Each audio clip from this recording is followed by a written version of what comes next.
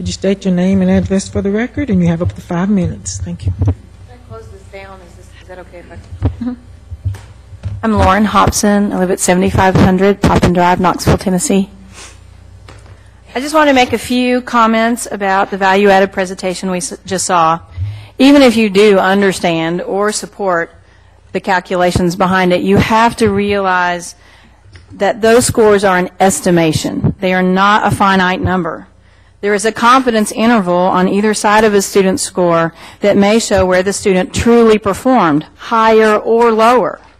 Even the Strategic Data Project funded by Bill and Melinda Gates recognized that there were many factors, a lot of which we discussed, for which the single TVAS score could not account.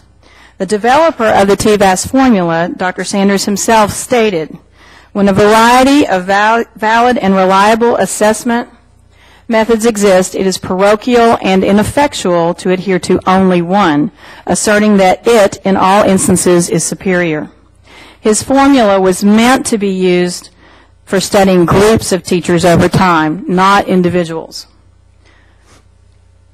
These estimations can now affect pay, employment, and even possibly our licensure.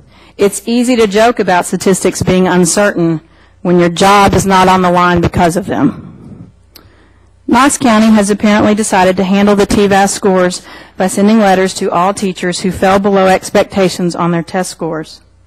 As this letter to a teacher who only has 1 year of TVAS data states, should your individual TVAS results continue to be below or significantly below expectations in the 2013-14 school year and beyond, you may face negative employment consequences up to and including termination of your position.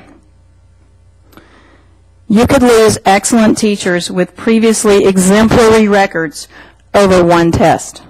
Maybe not because you end up terminating them, but because these letters threatening termination cause these teachers to feel so devastated and devalued that they change districts or quit the teaching profession altogether.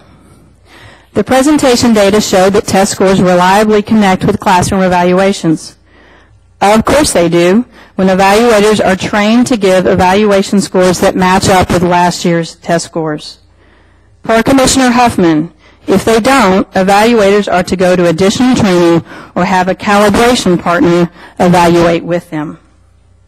One teacher that I know who received Apex money last year had her classroom evaluation scores drop from a total score of 4.51 to just over a 3 this year, after her TVAS scores came back low.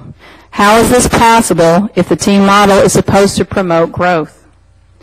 While we are on the subject of test scores, recent data seems to show that experience in advanced degrees has little correlation with higher test scores. Maybe so. But when is the last time you heard a parent say, I want my child in that new teacher's classroom, you know, the one who has never taught before? I don't know that I've ever heard that.